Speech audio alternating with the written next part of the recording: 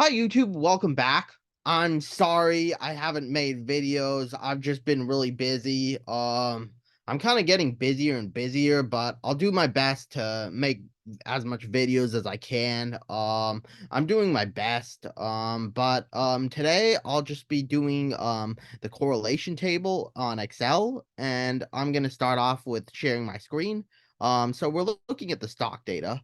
And then what you need to do is there is a function, which you can make, the correlation, and it's just CORR, and then, you could just select 2 arrays, and then, you could see, like, whether they correlate or not. You could actually select multiple arrays too. Or no, sorry.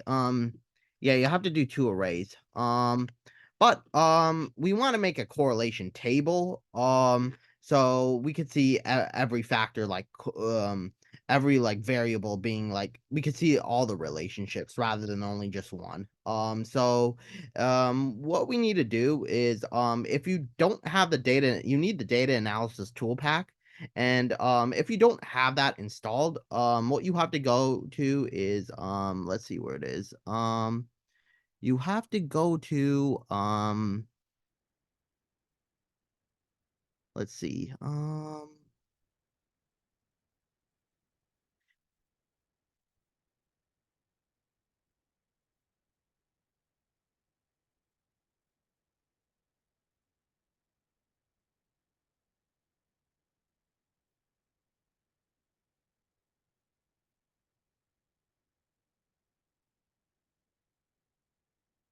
Okay, yeah. So, I'm using a Mac, but, in the Windows, it would be under File, and then, maybe I'll do one for Windows in the next video, but, in Mac, it's gonna be just Excel add-ins, and then make sure you have the, analysis tool pack, and then, we're gonna go to data analysis here. So, under data analysis, we're gonna do, the correlation, and then, we're just gonna select all our variables, and then, we have to select everything, um and then, since I selected, like, my headers in my first label, I'm just gonna put, select labels in the first row.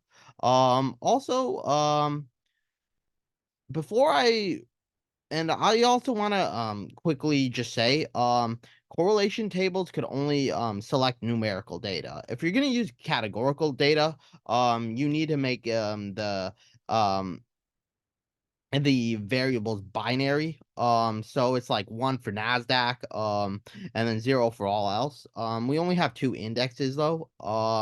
So and then for like the industry, we could do like tech, food, and then we just have to make it binary.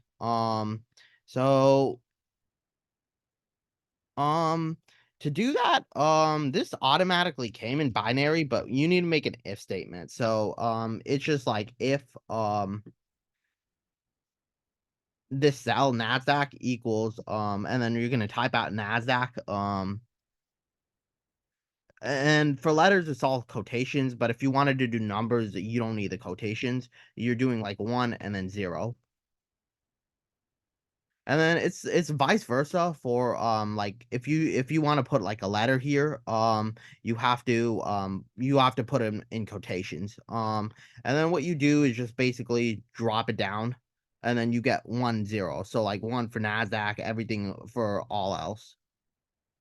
But since I have that there already, I don't need to do it for me. So now, we're gonna look at the correlation table, and then, like I was saying, it takes all the variables. So we have the variables in the rows, and then the variables in the columns, and then we could see like their relationship. And then let me just do this. We're gonna do a conditional, a color formatting. Um,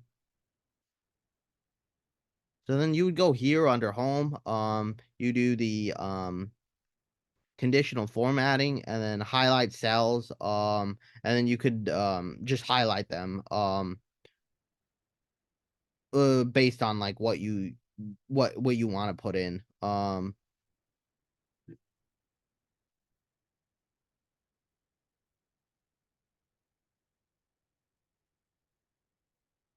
So let's see.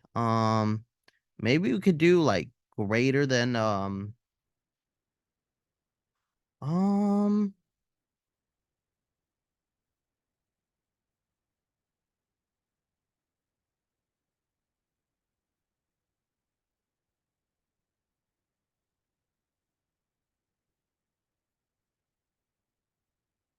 let me.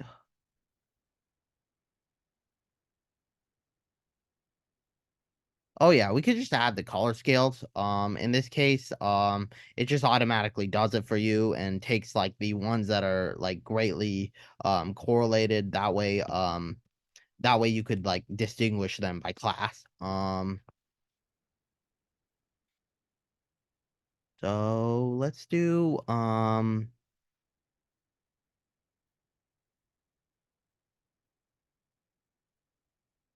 let's see.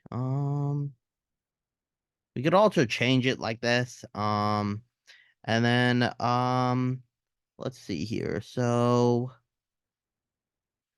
based on this, we see that stock price is greatly correlated with the index and GDP. Um, and then we could also see that the what's it called? The index is also greatly correlated with the GDP.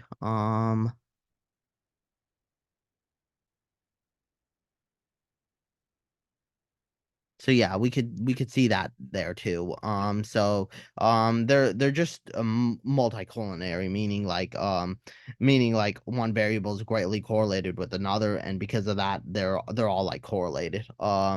So that's that. We of course interest rate is pretty uncor or is negatively correlated with the stocks. We know that unemployment rate is negatively correlated with that, meaning that the more employed people, the higher the prices will go. And then we see that we see also that liabilities is also pretty high. So liabilities is like when a company like loan gets money, has to pay it back. And then these are total liabilities. So that includes like short-term like lending, long-term lending. So when liabilities are high, that means money's kind of like money circulating, and then that's affecting the stock price. And then as we see that assets are kind of low compared to liabilities at least. So that just tells that the more um the more lending causes like the stock prices to generally go up. And then this is for everything in my portfolio. We had let's see, Nvidia, and McDonald's, and the Walmart. Yeah. So and then of course, we know that, as I said, GDP is pretty correlated. CPI, so that's just consumer price index, which just measures like inflation. We could see that it's not too high, but you would think that the as the CPI goes up, the stock prices would, but apparently it's not the case here. And then um let's see. And then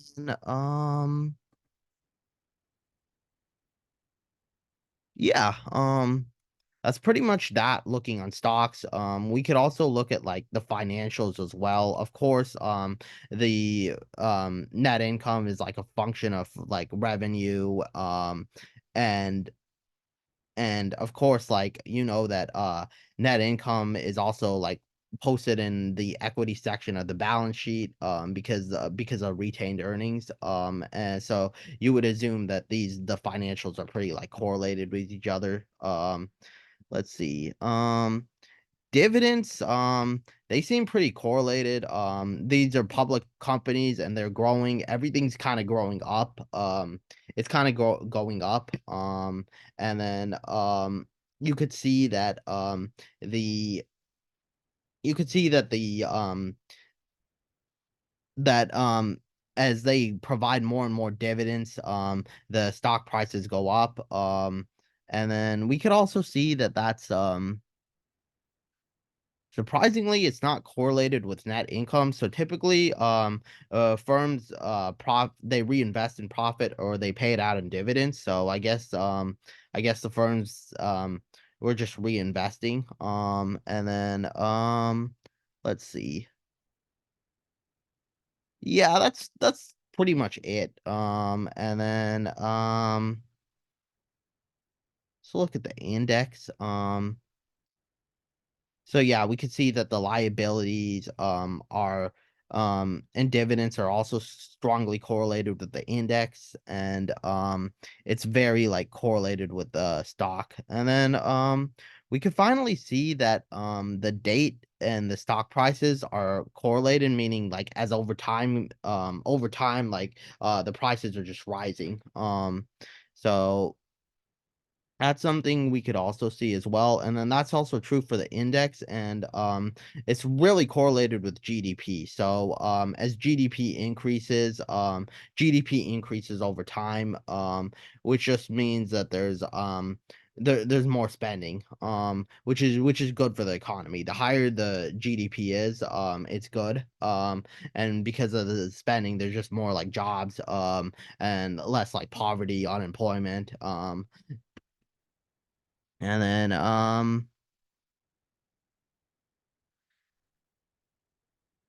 yeah, so, based on this, the takeaway would be, to invest in a company that I guess lends a lot, or sorry, no, not a company that lends a lot, a company that borrows a lot because of the total liabilities.